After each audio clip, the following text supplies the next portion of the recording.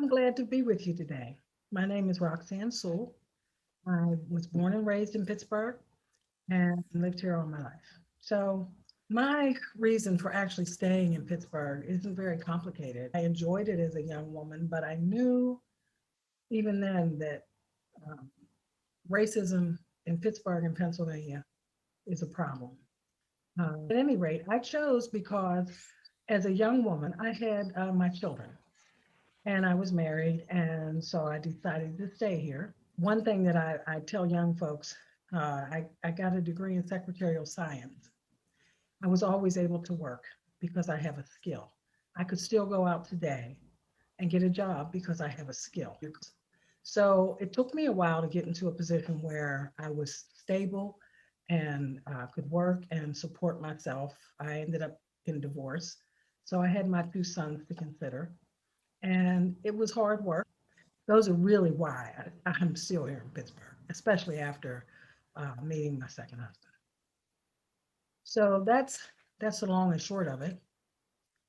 What I see is a large problem of Black women in Pittsburgh, surrounding areas across the country and around the world, is they're not taken seriously. People don't listen to them.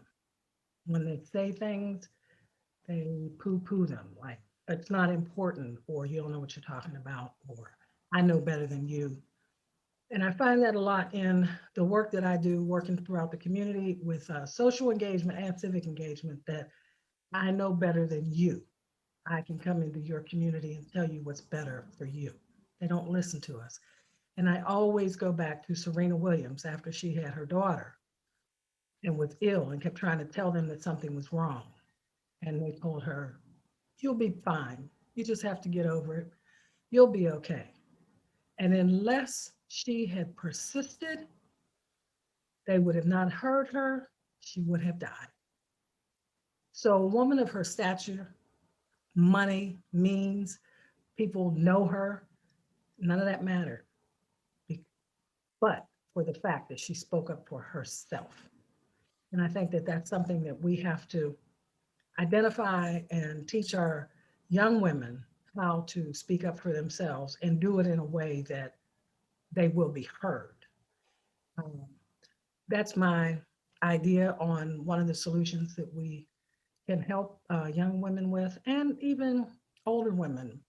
There's nothing wrong with always learning. I believe that. So that's what I think that we could contribute, or I can contribute, and I try to contribute in the growth of the young Black women in this region and across the state. So thank you for listening to me. I look forward to the longer conversation during the meeting next week. Thank you.